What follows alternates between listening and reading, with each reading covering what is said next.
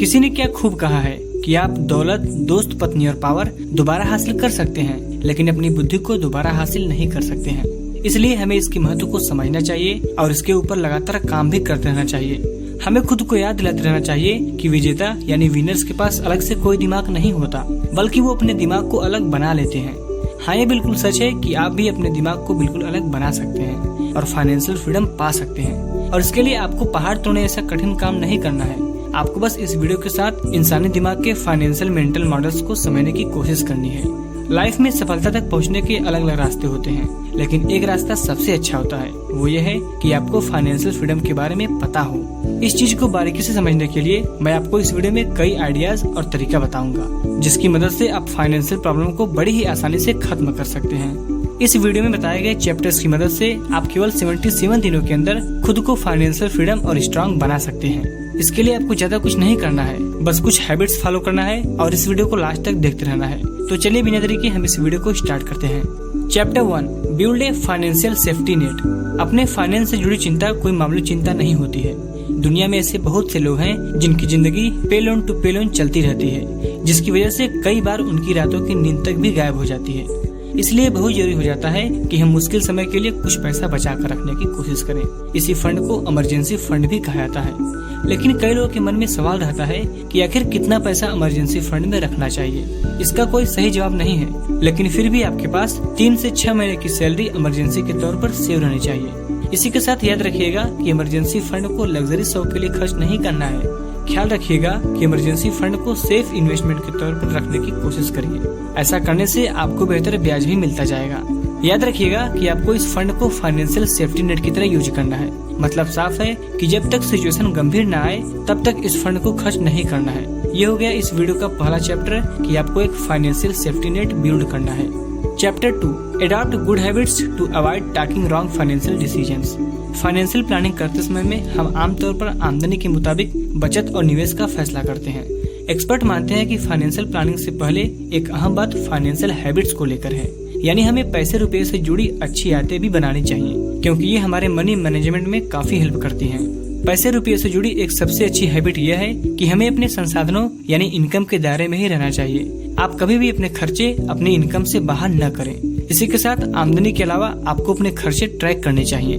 कहने का मतलब है कि आप अपनी इनकम को किस तरह खर्च कर रहे हैं उसका ब्यौरा रखें। इससे आपको जरूरी और गैर जरूरी खर्चों पर नजर रखने में मदद मिलेगी।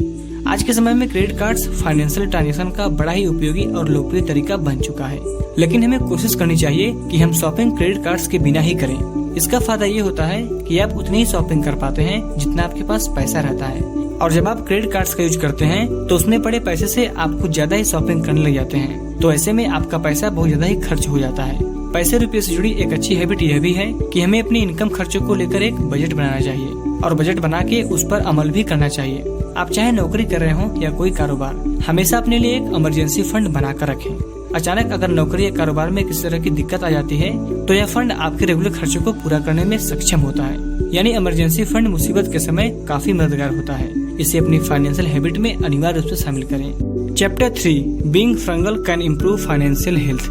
ऑथर कहते हैं कि अगर कोई भी आपसे वादा करता है कि वो आपको रातों रात करोड़पति बना देगा, तो समझ लीजिएगा कि वो आपसे झूठ बोल रहा है, क्योंकि कोई भी किसी को भी रातों रात अमीर नहीं बना सकता, बशर्ते आप किसी बहन को लूटने का प्लानिंग ना कर रहे हो। इसलिए याद रखिएगा कि इन्वेस्टमेंट एक स्लो प्रोसेस है। इसमें काफी ज्यादा समय लगता है, लेकिन इसमें लगा समय आपको अमीर जरूर बना देगा। एक महत्वपूर्ण फैक्टर है जिससे आप फाइनेंस हेल्थ को बेहतर कर सकते हैं। उस फैक्टर का नाम है किफायती रहना। अगर आप अपने खर्चे को कम रखते हैं या फिर कम महंगी चीजें खरीदते हैं तो आपकी फाइनेंस हेल्थ बेहतर होती जाएगी। इसलिए आपको याद रखना चाहिए कि किफायती होना भी एक कला है और इस कला को आपको सीखना है। अपने पैसों को लकीर के ऊपर लुटाने से पहले खुद से सवाल करिएगा कि क्या यह लॉन्ग टर्म में आपको फायदा पहुंचाएगा। अगर वो खर्च आपको लॉन्ग टर्म में फायदा ना दे रहा हो तो तुरंत पीछे हट जाइएगा।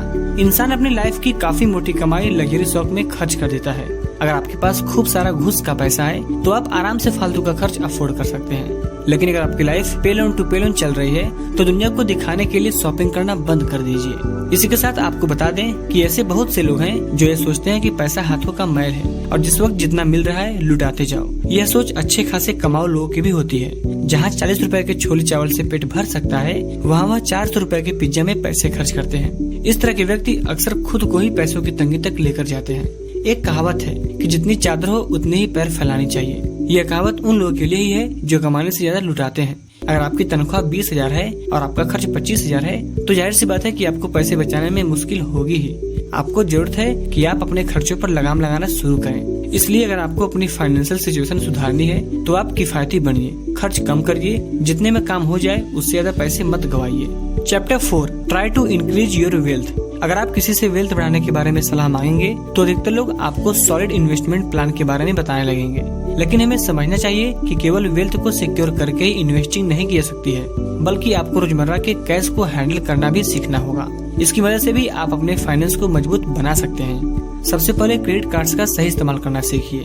उनके रिवार्ड्स पॉइंट्स को सही समय में कैश करवाइए, लेकिन रिवार्ड्स पॉइंट्स के लिए ही फिजूल खर्च से बचने की कोशिश करिए। जरूरत के बिल्स भुगतान क्रेडिट कार्ड से ही करिए, फिर समय से बिलिंग कर दीजिए, आपको काफी ऑफर्स मिलने लगेंगे। इसी के साथ अगर आप चाहते हैं कि आपका पैसा आपके लिए कमाई करे तो जल्द से जल्द कंपनीज के स्टॉक्स में इन्वेस्टमेंट की शुरुआत कर दीजिए। स्टॉक मार्केट में बहुत सारा पैसा है, लेकिन पहले उसे सीखिए, फिर उसमें इन्वेस्टमेंट की शुरुआत करिए। इसी के साथ बता दें कि शेयर मार्केट में हर दिन उतार चढ़ाव बना रहता है। लोग पैसा लगाते हैं, पैसा कमाते हैं और नुकसान भी उठाते हैं। शेयर मार्केट में इन्वेस्ट काफी लोग करते हैं। इनमें ऐसे इन्वेस्टर्स भी शामिल हैं जो रोज पैसा लगाते हैं और रोज मुनाफा या घाटा उठाते हैं। वहीं कुछ लोग ऐसे भी हैं जो लॉन्ग टर्म इन्वेस्ट में ध्यान रखते हैं। ऐसे इन्वेस्टर्स को लॉन्ग टर्म इन्वेस्टर कहा जाता है। हालांकि लॉन्ग टर्म इन्वेस्ट करने वाले लोगों की संख्या काफी कम है। एक्सपर्ट मानते हैं कि शेयर मार्केट में लॉन्ग टर्म इन्वेस्ट करना फायदे का सौदा साबित हो सकता है। उन्होंने इसको लेकर बताया है कि लोगों को एक टारगेट को ध्यान में रखते हुए किसी शेयर में लंबी अवधि के लिए पैसा लगाना चाहिए, लेकिन लॉन्ग टर्म इन्वेस्टमेंट करने के लिए कंपनी का चुनाव भी ध्यान से करना चाहिए।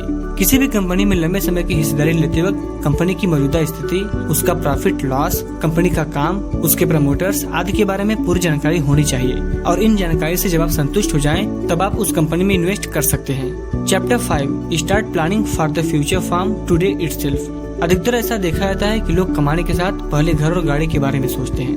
उनके मन में रिटायरमेंट का ख्याल भी नहीं आता, लेकिन उन्हें पता होना चाहिए कि आने वाले 30 सालों के बाद उन्हें रिटायर होना ही पड़ेगा और अगर तब उनके पास पैसे नहीं होंगे तो उनका बुढ़ापा बड़े ही दुखदायी से बीतेगा। इसलिए जब भी रिटायरमेंट प्लानिंग की बात आती है तो कई लोग इसे अहमियत नहीं देते हैं। जितनी जल्दी आप अपने रिटायरमेंट की तैयारी करेंगे ये आपके फ्यूचर के लिए उतना ही बेहतर होगा। कई लोग सोचते हैं कि रिटायरमेंट प्लानिंग उन्हें करना चाहिए जिनका रिटायरमेंट करीब हो या जिसकी उम्र 60 साल के आसपास हो, पर ऐसा सोचना बिल्कुल भी सही नहीं है। ऑथर सलाह देते हैं कि रिटायरमेंट के बाद बेहतर जिंदगी के लिए 2 बातों का ध्यान रखना बेहद ही जरूरी है। पहला, रिटायरमेंट के लिए इन्वेस्ट और योजना बनाना, और दूसरा, रिटायरमेंट फंड से एफिशिएंट विड्रॉल प्लानिंग। अपनी रिटायरमेंट के लिए कम उम्र से ही निवेश और बचत शुरू करना हमेशा बेहतर होता है। यानी एक बार जब आप कमाई करना शुरू कर देते हैं तो आपको बचत भी शुरू कर देना चाहिए। इंडस्ट्री एक्सपर्ट्स के अनुसार आप नियमित रूप से एक छोटी राशि निवेश करके भी लंबे समय में बड़ा फंड तैयार कर सकते हैं। इसी के साथ आपको इस बात का भी ध्यान रखना चाहिए कि आप जहां इन्वेस्ट कर रहे हैं वो आपको महंगाई के बराबर या उससे अधिक रिटर्न हासिल करने में हेल्प कर रहा है या नहीं। यानी आप इन्वेस्ट वहां करें जो आपको बेहतर रिटर्न्स दे सके। इस वीडियो में अभी तक आपको पता चल चुका है कि फाइनेंशियल फ्रीडम को कैसे पाया जाए। हमें याद रखना चाहिए कि कुछ अच्छी आदतों की मदद से हम अपना फ्यूचर बेहतर से बेहतर बना सकते हैं और फाइनेंशियली स्ट्रांग भी हो सकते हैं। इसलिए फाइनेंशियल सक्सेस तक पहुंचने के लिए हमें अपनी अच्छी आदतों को अपनाना शुरू कर देना चाहिए। सो फ्रेंड्स, आज की वीडियो में बस इतना ही। आई होप कि ये वीडियो आपके लिए काफी हेल्पफुल साबित हुआ होगा। वीडियो कैसा लगा कमेंट करके जरूर बताना, और अगर ये वीडियो आपको पसंद आया हो तो प्लीज वीडियो को लाइक और चैनल को सब्सक्राइब करके इसे ग्रो करने में हमारी हेल्प कीजिए। Thanks for watching.